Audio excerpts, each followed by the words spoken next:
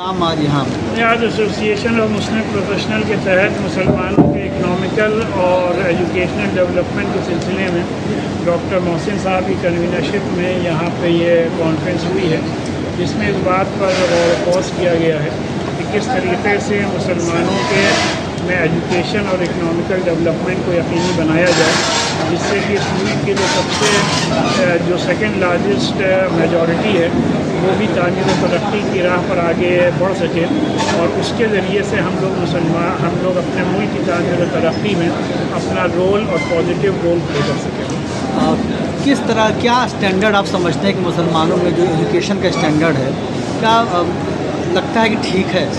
یہ مسلمانوں میں ایجوکیشن سے ریلیٹڈ اویئرنیس بہت پیدا ہوئی ہے، اور کافی بڑی تعداد میں مسلمانوں کا رجحان تعلیم کی طرف بھی بڑھا ہے، اور اگر آپ دیکھیں تو کمپٹیٹیو ایگزامس میں بھی مسلمانوں کی پرسنٹیج بڑھی ہے، لیکن مسلمانوں کی جتنی آبادی ہے اس کے لحاظ سے ان کا ریپرزنٹیشن ان تمام ایجوکیشن انسٹیٹیوشنس میں بہت کم ہے، تو لہٰذا مسلمانوں کو صحیح گائیڈ کرنے کے لیے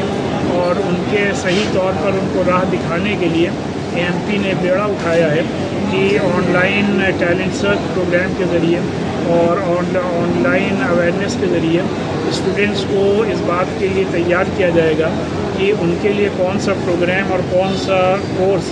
بہتر رہے گا، جس سے کہ وہ صحیح لائن اختیار کر کے تعمیر و ترقی کی راہ پر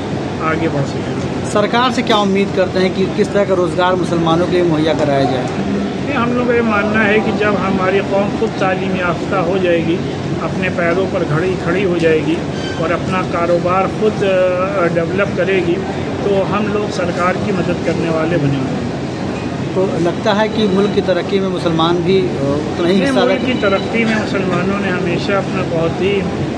گراں قدر خدمات انجام دی ہیں، بہت ہی پازیٹیو رول پلے کیا ہے اور آج بھی پلے کر رہے ہیں، لیکن ضرورت اس بات کی ہے کہ مسلمان اسپیڈ میں اور بھی تیزی سے ایجوکیشن کے ذریعے سے اکنامیکل ڈیولپمنٹ کے ذریعے سے آگے آئے۔ ابھی کچھ دن پہلے دیکھا گیا کہ موہن بھاگوت جی نے بھی علماؤں سے بات کی، خاص کر ارشد مدنی صاحب سے بات کی، تو اس طرح کی پہل کو کیسے آپ دیکھ رہے ہیں؟ بات چیت کا اور ملاقاتوں کا سلسلہ بہتر رہتا ہے، اور ہمارے پیغمبر اسلام صلی اللہ علیہ وسلم نے بھی بڑی پیمانے پر غیر مسلمین سے آپ نے ملاقاتیں کی ہیں، اور اس سے جو آپسی دوری ہوتی ہے وہ کم ہوتی ہے، جو غلط فہمیاں ہوتی ہیں وہ کم ہوتی ہیں، اور دونوں قوموں کے درمیان جو غلط فہمیاں ہیں اس کو دور کرنے کے لیے یہ بہتر طریقہ ہے۔